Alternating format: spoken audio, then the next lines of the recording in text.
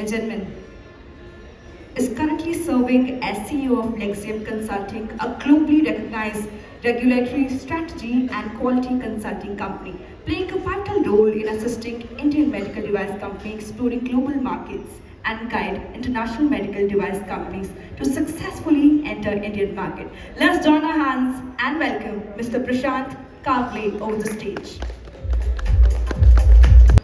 Morning everybody.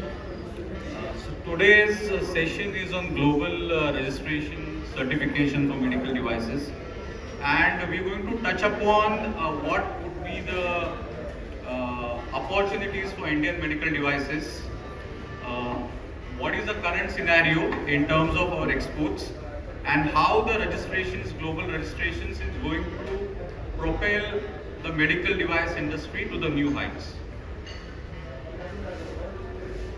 So the current medical devices market in India is around 11 billion US dollars.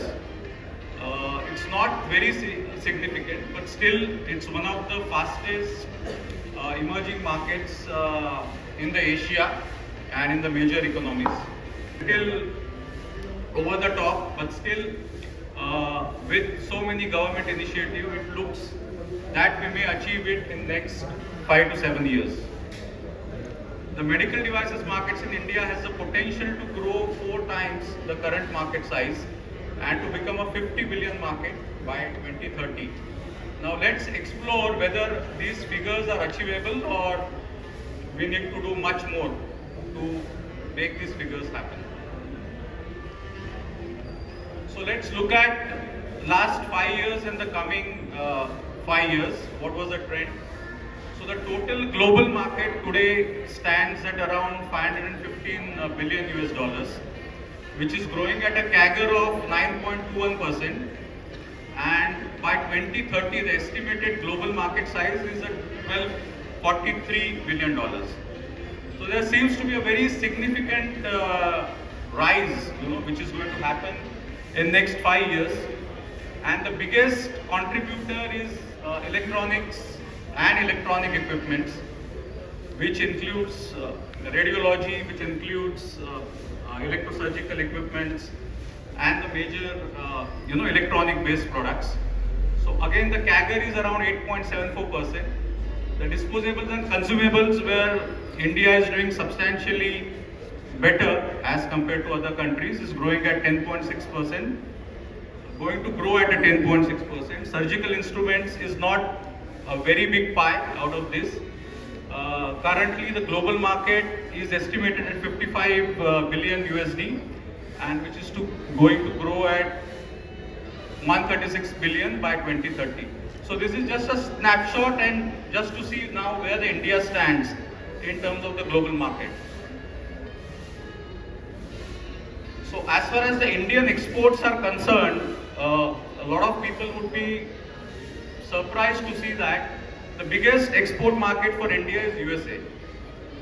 And so these figures are in USD million dollars, but if you see, it's consistently growing.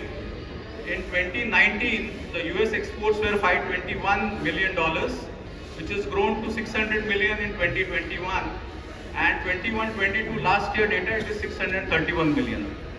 So all said and done, USA is our biggest export market. After that, China, Germany, France, Singapore. So all these 5 markets constitute 40% of Indian exports. And let's look at what that we are majorly exporting. So disposables and consumables, in our total percentage of exports, it is 47.21%. So significantly high as compared to equipments and electronics. The implants is a very, very small, I would say, a pie of this, but which is going to grow at 12.83%, which has grown at around 12%, and IVD, which has grown 37.50%. So one of it could be because of the COVID, where a lot of diagnostic kits were used, but this shows that certain areas are growing significantly at a higher rate. So when a medical device manufacturer is looking at exporting to various countries, and even the small countries have made it now mandatory, to regulate their products in those countries. I think there are certain key points which are important to know. That the classification is each country is different. The definition of the medical device in different countries is quite different. So we need to understand that the clinical data might be required in most of the countries based on the classification of the product. And though you are registered in a single country, it may not automatically give you a pathway to go and register in additional countries.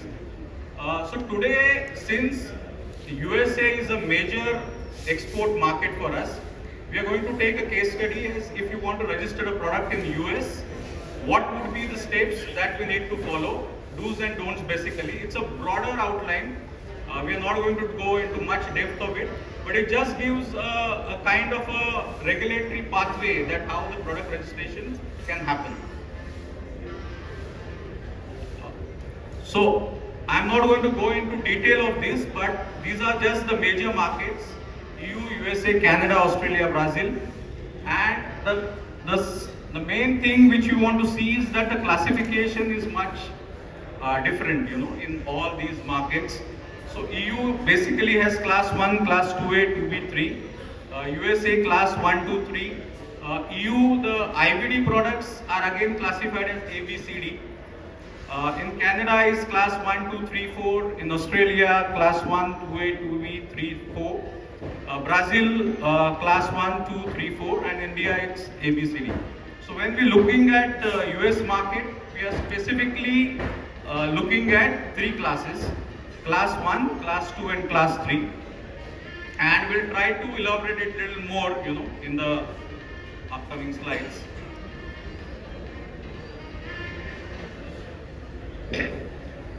So US FDA, typically the process starts with the classification of the device, and US FDA has got 19 categories under which the device can be classified.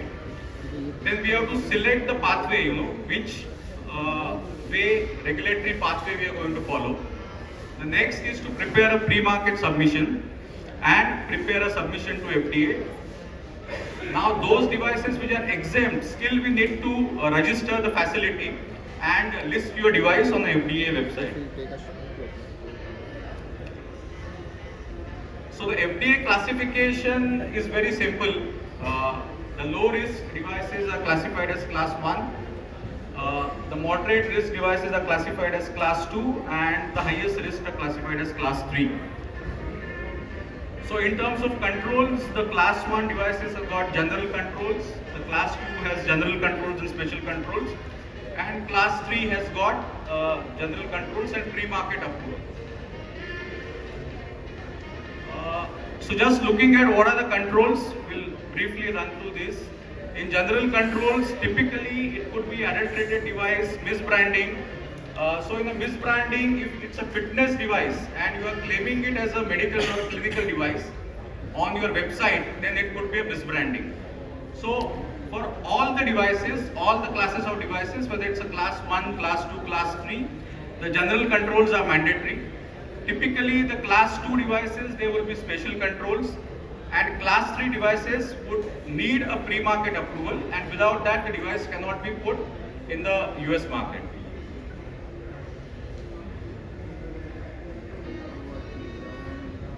So what is the significance of the classification?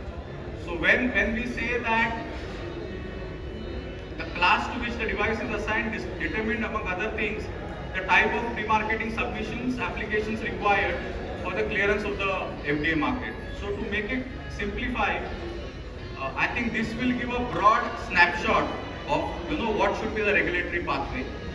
If it's a class 1 low risk device, most of them are exempt. So when we say the device is exempt, you did not have to submit any 510K. You just need to register your product and you just need to pay the establishment fees. So the product would be available on the US FDA database. The most interesting thing is this is FDA registered or listed device. So only class 3 is an FDA approved device. So if anybody who claims that their product is approved by FDA, nobody from the class 1 or class 2 can claim that it is an FDA approved. So only class 3 devices, pre-market approved devices, can be called as FDA approved. All other are FDA cleared or FDA registered. Okay. So in case of class 1, 99% they are exempt. You don't need to file in 510K. But there could be few devices which can come, typically class 1 sterile devices, which can come under 510K. 90% of class 2 devices, you need to file 510K and few of them would be exempt. And class 3, all the devices you need to file for the pre-market approval. Now as far as the alternate pathways, there are few alternate pathways available in terms of humanitarian devices, de novo products. So we'll just have a look at what these devices are. And there is one more, apart from 510K, if you do not know regarding the predicate device, you can file for 513G.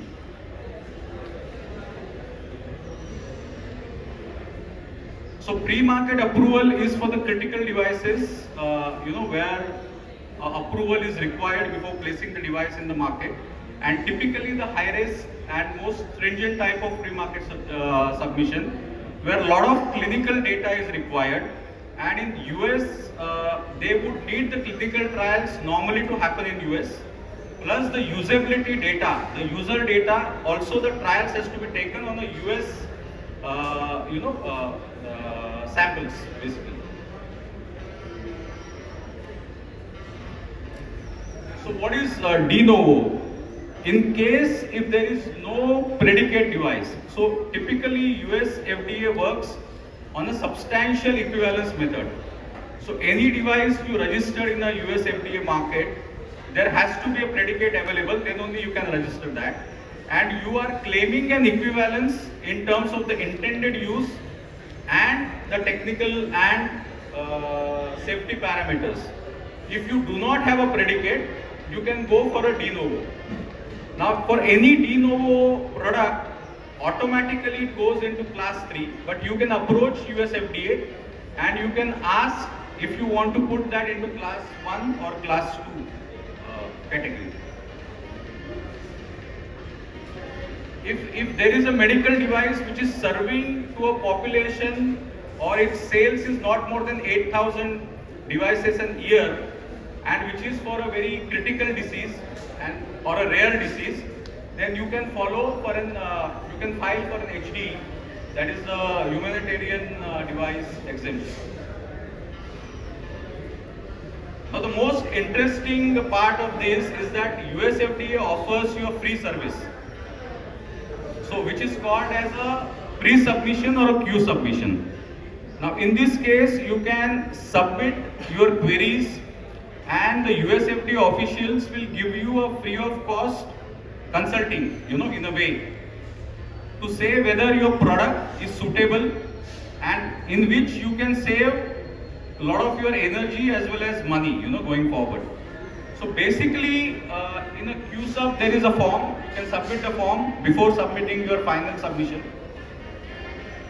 The few things, few points, key points which you need to consider is that don't discuss regarding whether the device is of a particular class or whether, you should follow ISO 13485 or whether you should follow some other standard.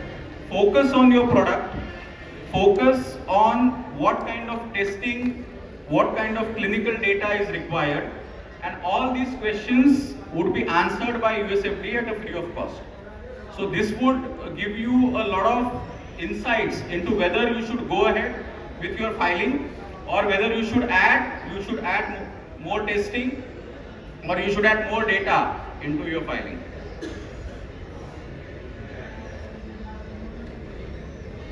So once you create a design document or a technical file or a design dossier, now effective from 1st October 23, So earlier you used to submit through a PDF, via flash drive, or you have to burn a CD. Now, effective from 1st October 23, all USFDA applications would be through eStar. So typically, eStar would be an application which is available on the website, and you can do now sitting anywhere, any part of the world. So earlier you also need to send a hard copy to the USFDA Washington office, which is not required now. All the applications effective from October 1st would be through eStar and online. So there would be a user fee definitely associated with 510K as well as the PMA, and this will follow an administrative review process as well as a interactive review process.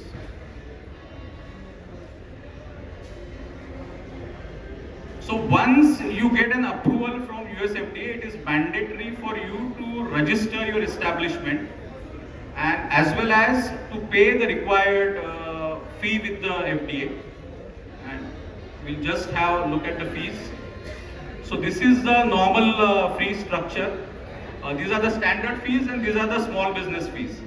Now any business which is less than $100 million, you can apply for a small business number, and under one small business you can apply for multiple products. So if you have 20 products, by paying one-time fee, you can apply for the 20 products. Okay. So the normal 510K fee today, it has been revised this year. So this year's fee is around $20,000. For small for small business, it is around 5,000. So you'll see that applying for a class 3 is a very costly affair in US. So you need to ensure that your documentation is in line. It's around, even for a small business, it's around $100,000. So small business, it can be done very easily, and it is preferable to get a small business number for any company who is looking to apply for a USFDA product. So based on this, I think let's come to our first question. What are the opportunities for the export, not only in the US market but in the multiple markets? And these are few of the challenges. I would say high cost of product certification and registration, high cost of capital, lack of accredited testing facilities, lack of industry-related trained staffs, underdeveloped supply chains, lack of service providers for export documentation, high cost of getting patents, and time delays in granting the patents. But still, what are the opportunities? In the labor cost in USD, I think there are only two countries which are lower than India. One is Bangladesh and one is Indonesia.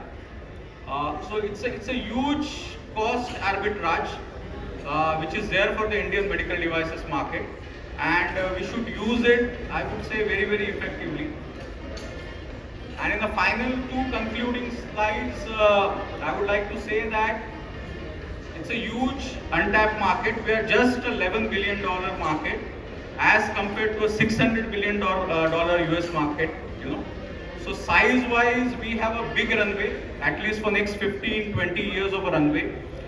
The regulatory environment has changed a lot of things in terms of giving us a free trade path in various countries, where we can now, like Australia, we can give medical devices at zero custom duty. The similar free trade agreements we are signing with UAE, UK and multiple other countries. Untapped labor pool, untapped software design potential. So one thing which we have missed is a software as a medical device has a huge potential, and India as an IT capital, I think would have a significant runway to make inroads into software as a medical device. And I think there are a huge opportunity which is still being untapped, and Indian medical device manufacturers has to seriously look at global devices registering in multiple countries and how they can incorporate more technology and more advancement in the days to come. Thank you, gentlemen. Thank you. Any questions would be welcome. Thanks.